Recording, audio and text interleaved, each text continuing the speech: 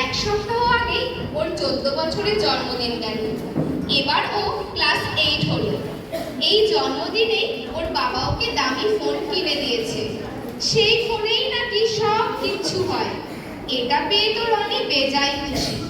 ঘুম থেকে ওঠা থেকে রাত্রে ঘুমোতে যাওয়া অবধি ফোনটাই ওর সঙ্গী। এরকমই এক সকালে বাবু, বাবু, উঠে পড়, 9টা বেজে গেল তো, স্কুলে যাবি না?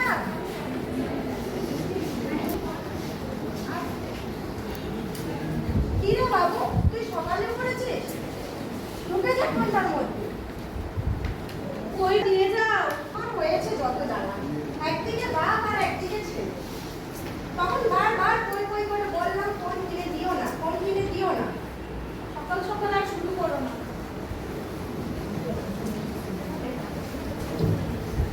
এরপর রনি রেডি হয়ে স্কুলে চলে গেল। মাও বাড়ির কাজে ব্যস্ত হয়ে গেল এবং বাবাও অফিসে চলে গেল।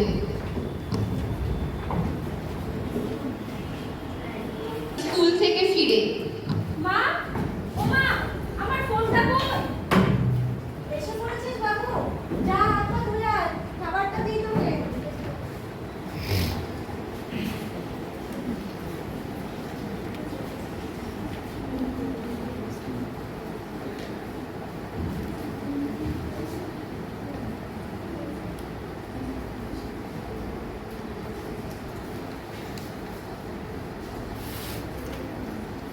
উফ বাবু, তুই খেতে বসেও ফোন ঘাঁটবি? খাচ্ছি তো, কেন বকছো? দেখতেই তো পাচ্ছি কি। দাঁড়া, তোর বাবা আজকে আসুক। হ্যাঁ ডোডো বল। ও হ্যাঁ হ্যাঁ দাঁড়া দাঁড়া দাঁড়া দাঁড়া, আমি আসছি, আমার জন্য একটু ওয়েট কর, তোর আসছি। এ বাবু, না খেয়ে যাবি না? দাঁড়া তো, আমি এসে খাবো। দেখতে পেয়েছো না খেয়ে দিয়ে চলে গেল। রনিকে রনির বন্ধুরা খেলার জন্য ডাকল। এরপর মাঠে গিয়ে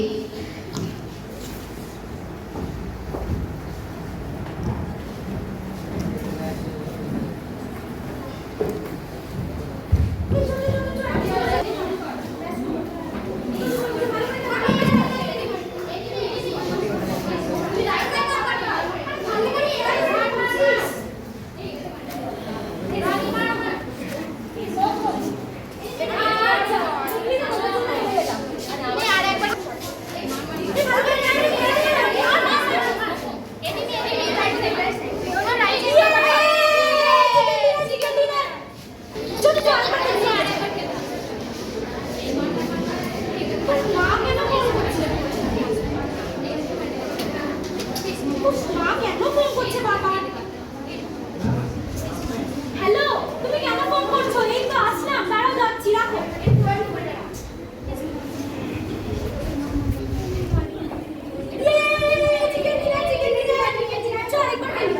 এই চল, এবার তো সন্ধ্যা হয়ে গেল, চল আমরা এবার বাড়ি যাই।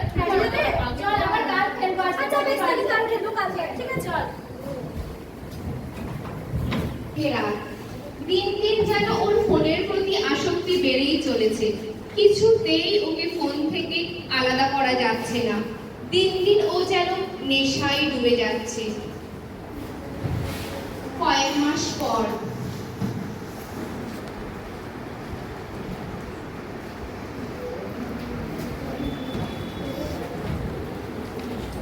বাবু, তুই এখনো ফোন ঘাঁটছিস? তোর সামনে পরীক্ষা না? নে বইগুলো পড়। দে ফোনটা আমাকে। না না, পড়বো পড়বো, চল। ঠিক আছে তো? হ্যাঁ হ্যাঁ, আমি ওই ঘর থেকে যেন শুনতে পাই।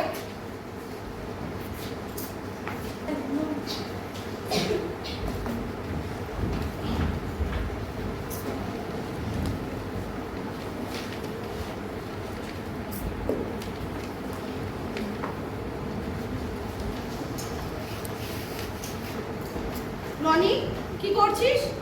সামনে তোর পরীক্ষা না? চুপচাপ ফোনটা রেখে পড়, অনেক হয়েছে। এরপর রনি পড়ায় মন দেবার চেষ্টা করে, কিন্তু ওর মাথায় ঘুরতে থাকে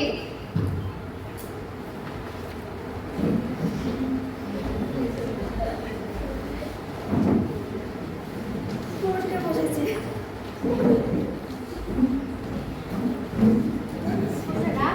ফেসবুকটা খোল, স্টোরি দেখবি নাকি? ফটোগুলো পোস্ট কর। কি করছিস?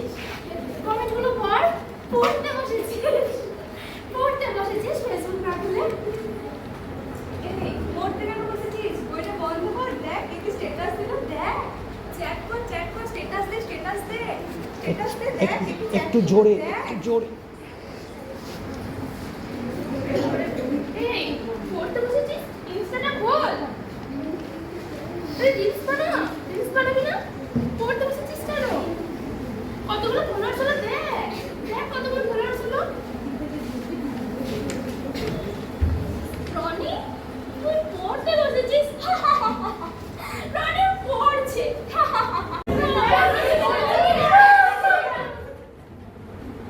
বাবু, কি হলো? গলার আওয়াজ পাচ্ছি না কেন? কি হয়েছে?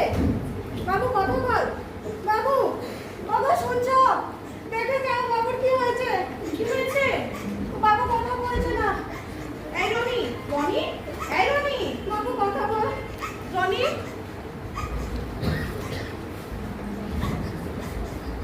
এই রনি, রনি, তুই শান্ত হ। আমি গাড়ি রাখছি, এক্ষুনি চলো চলো হসপিটালে নিয়ে যেতে হবে।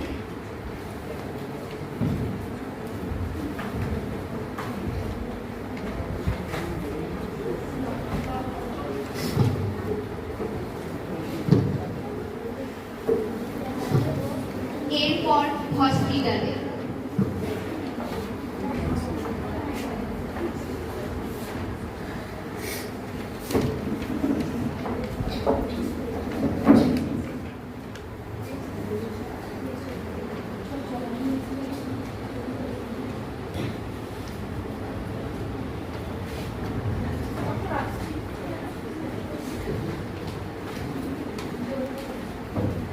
কি হয়েছে ওর?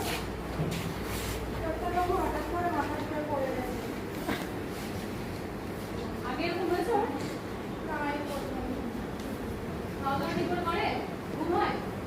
আসলে ওকে যখন থেকে ফোন কিনে দেওয়া হয়েছে, ফোন হাতে পাওয়ার পর থেকেই খাওয়া ঘুম সব ভুলে গেছে। এই বয়সে ফোন দিয়েছেন কেন? এত ছোট বয়সে ফোন দেয় কেউ?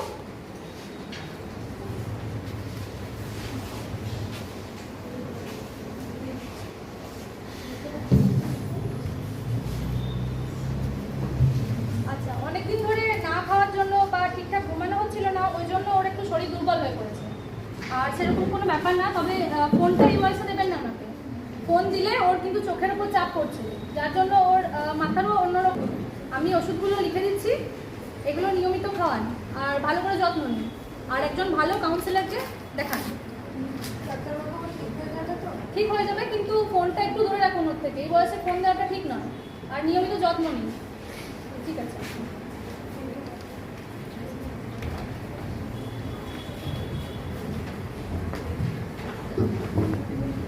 ডাক্তারবাবুর সঙ্গে ডাক্তারবাবুর কথা মতো কাউন্সেলিং এর জন্য ওনারা প্রস্তুত হয়েছে। এরকমই কাউন্সেলিং চলাকালীন এক দৃশ্য।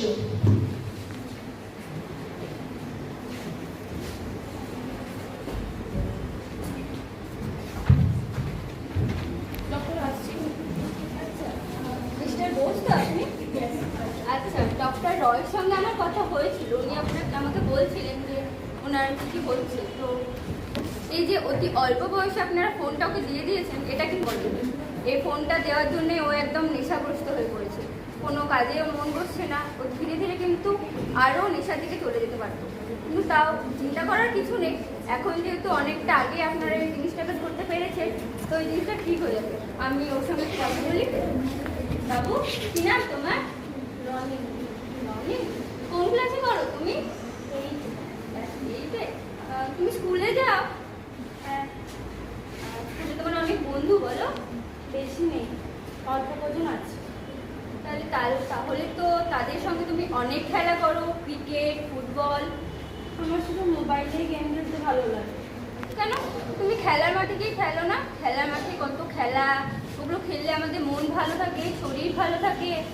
আমি আগে খেলতাম, কিন্তু যখন থেকে ফোনটা পেয়েছি, ফোনের গেমটা আরো বেশি ভালো লাগছে আমার। এই বাবা বাবু, কিন্তু তুমি কি জানো ফোনটায় যদি এত আমরা ডুবে থাকি, যদি এত ফোন ঘাটি, তাহলে আমাদের শরীরে কত ক্ষতি করতে পারে ফোনটা? কি ক্ষতি হবে? অনেক ক্ষতি। প্রথমেই যেটা হবে, সেটা আমরা আস্তে আস্তে চোখে একদম দেখতে পারবো না, জানো তুমি? একদম অন্ধ হয়ে যাবো। না, আমি দেখতে পাবো না। আমি দেখতে পাবো না? না না, তুমি পাবে যদি আমি যে কথাগুলো বলবো সেগুলো যদি তুমি মেনে চলো, ফোন ঘাটাটা কমিয়ে দাও, তাহলে তুমি আবার ভালোভাবে সব করতে পারবে। ঠিক আছে। ফোন ঘাটলে তো আরো অনেক সমস্যা হয়, জানো না তুমি? ওই যে পড়াশোনা করছো, পড়াশোনা তোমার মন বসবে না, তুমি ভালোভাবে খেতে পারবে না, ঘুম হবে না, তাহলে তো তোমারই শরীর খারাপ হবে, বলো? ঠিক আছে। তাহলে আমি যে কাজগুলো করবো তুমি করবে তো? আচ্ছা, বলো তো, তোমার গল্পের বই পড়তে ভালো লাগে? হ্যাঁ, আগে করতাম অনেক। এখন আর পড়ো না? না, এখন তো ফোনেই গল্প দেখি। কিন্তু ফোনে যে গল্পটা দেখো বা শোনো, পুরো তোমার কানও তো অনেক খারাপ হয়ে যাবে, জানো না তুমি? এই বাবা, আমি তোমার মাকে বলবো একটা সুন্দর গল্পের বই এনে দেবে, ঠিক আছে? অনেক ছবি সহ অনেক বই এনে দেবে, ওটা তুমি পড়বে। আর আর কি কি করতে ভালো লাগে তোমার? আঁকতে পারো তুমি? হ্যাঁ, আগে আমি আঁকতাম অনেক। আবার যেদিনকে তুমি আসবে তোমার বাবা মায়ের সঙ্গে, একটা সুন্দর একটা ছবি এঁকে এনে আমাকে দেখাবে, কেমন? বেশি ভালো পারবো না। না, তুমি যেটা পারবে, যেমন পারবে তুমি সেটাই আনবে, ঠিক আছে? আর কথা দিচ্ছ তো কি আর ফোন ঘাটবে না অত বেশি? ঠিক আছে। মা বাবা যা বলবে তাই করবে তো? হ্যাঁ। বেশি চিন্তা করার কিছু নেই। এই যে জিনিসটা মোবাইল ঘাটের যেটা, ওটা ভালো হয়েছে, আপনারা আগেই বুঝতে পেরেছেন। এবার কি করতে হবে, ওর একটু ভালো করে যত্ন নিতে হবে। আর প্রথমে একদম মোবাইল যদিও চায়, একদম অ্যাগ্রেসিভলি ওকে মোবাইলটা কেড়ে নেবেন না, কারণ ওটাতে ও আরও অ্যাগ্রেসিভ হয়ে যেতে পারে। আস্তে আস্তে মোবাইলটাকে ছাড়াবেন। আর প্রতিনিয়ত অনেক ভালো ঘুম দরকার, ঠিক আছে? আর ওকে টাইমটা দেবে, ওর যখন যেন কখনো মনে না হয় যে ও একা আছে। ও যখন পড়তে বসবে, ওকে অঙ্কগুলো একটা করাবেন, তারপরে ওকে গল্প বইগুলো পড়াবেন, ওকে ভালোভাবে সবসময় যত্নআত্তি করবেন, খেতে দেবেন, ঠিক আছে?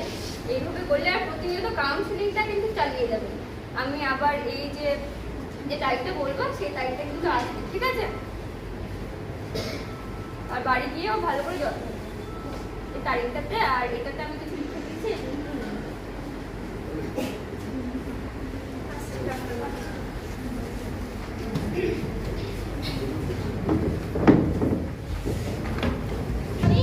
কি হয়েছে তোমার? অনেকবার ফোন করেছি তোকে। ও তোরা, রনির তো খুব শরীর খারাপ রে। কি হয়েছে রনি? অনেকদিন ধরে খুব ফোন ঘাটার জন্য অসুস্থ হয়ে গেছে। ডাক্তারবাবু বলেছে ওর মাথায় চাপ পড়েছে। দেখছিস তো বাবা রনির কি হয়েছে। তোরাও তো ফোন ঘাটিস না। ঠিক আছে কাকিমা, ঠিক আছে, আমরা আসছি কাকিমা। রনির মা নিজেদের ভুলটা বুঝতে পেরে ফোনটা বাবাকে ফেরত দিয়ে দেয় এবং ওর যত্ন নিতে থাকে। এভাবেই নিয়মিত ঘুম ও খাওয়া দাওয়ার মাধ্যমে রনি ধীরে ধীরে সুস্থ হয়ে ওঠে। এভাবেই চলতে থাকে এবং রনির আসক্তি ধীরে ধীরে কমের দিকে। আমার ফোনটা কোথায়? ফোনটা বাদ দাও। এটা কি খাবে? তোমার জন্য একটা জিনিস এনেছি, দাঁড়াও।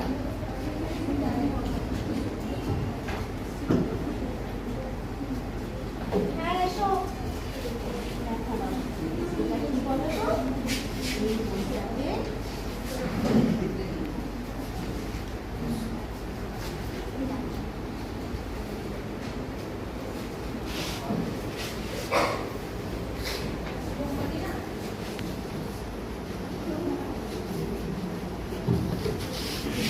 কিছুদিন পর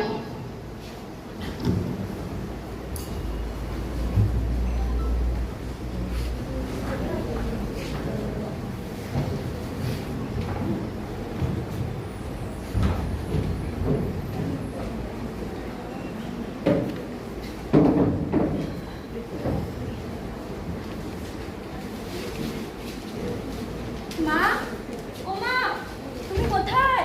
উঠে পড়েছিস বাবু? হ্যাঁ, যা চাটা করে আয়গা। ঠিক আছে।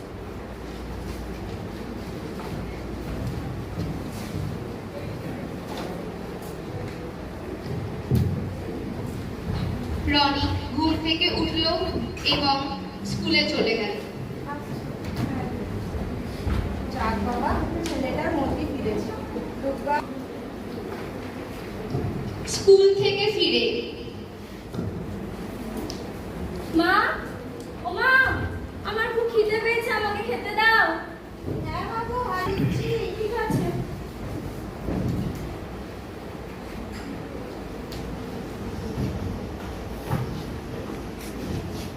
জানো মা, আজকে স্কুলে কি হয়েছে? কি হয়েছে আজকে বাবু? স্কুলে অনেক মজা হয়েছে। তাই? হ্যাঁ, আচ্ছা, খেয়ে নাও, তারপরে শুনবো কি মজা ঠিক হয়েছে। আছে। বাহ, রান্নাটা তো খুব ভালো হয়েছে, আমাকে আর একটু ভাত দাও না। আচ্ছা।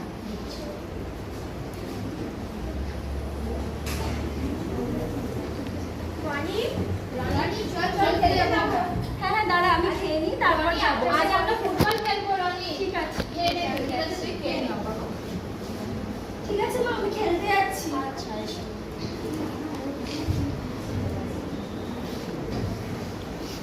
এরপর খেলার মাঠে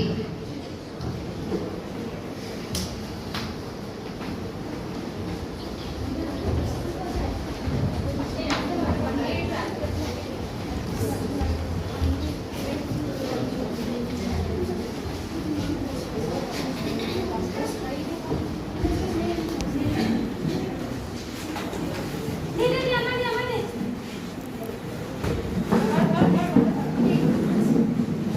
স্যার, ব্যাট। রানী, রানী বলটা দে।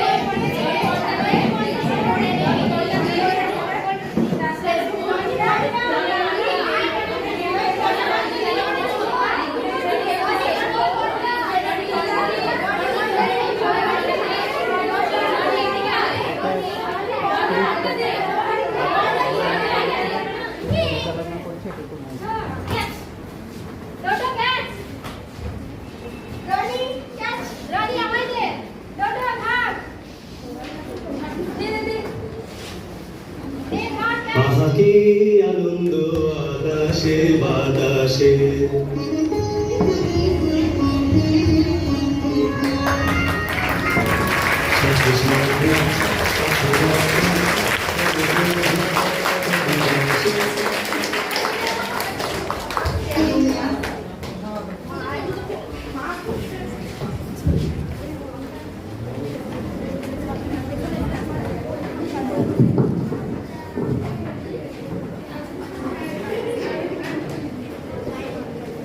আমরা এখানে সবার চোখের সামনে ফুটিয়ে তোলার চেষ্টা করলাম মোবাইল আমাদের জীবনকে এইভাবে প্রতিনিয়ত ক্ষতিগ্রস্ত করে চলেছে। তাই আমাদের প্রয়োজন মোবাইল ব্যবহার যতটা পরিমাণ কমানো যায় এবং পুরনো দিনের মতো খেলাধুলা ও অন্যান্য সৃজনশীলতা কাজের দিকে গুরুত্ব বাড়ানো। এতে আমাদের মন ও শরীর দুই ভালো থাকবে। আমরা আজ যে নাটকটি করলাম সেখানে আমাদের all third year GNM BMCH এর নার্সিং থার্ড ইয়ারের মেয়েরা সবাই মিলে স্ক্রিপ্ট আমরা লেখার চেষ্টা করেছি। আশা করি আপনাদের ভালো লাগবে এবং যারা অংশগ্রহণ করেছে তাদের নাম আমি বলতে একটু ইচ্ছুক। Shakina Khatun, GNM third year student. Ankita Mukherjee, GNM third year, রনির বন্ধু Dodo. Priyanka Das, GNM third year. Hasina Khatun, GNM third year. Smita Pal, GNM third year. Indrani Biswas, GNM third year. Sonali Debnath, third year GNM student. Puja Badyakar, third year GNM student. Kamini Ghosh, third year GNM student. Meghla Nayak, third year GNM student. আমি social মিডিয়ার WhatsApp. Tini Pal, GNM third year student. আমি YouTuber. Priyanka Pal, GNM third year student. আমি Instagram. Dipa Khatun, আমি third year GNM student. আমি PUBG. Bijoya Khatun, third year GNM student. আমি Facebook. Najma Parvin, আমি GNM third year student. আমি Free fire.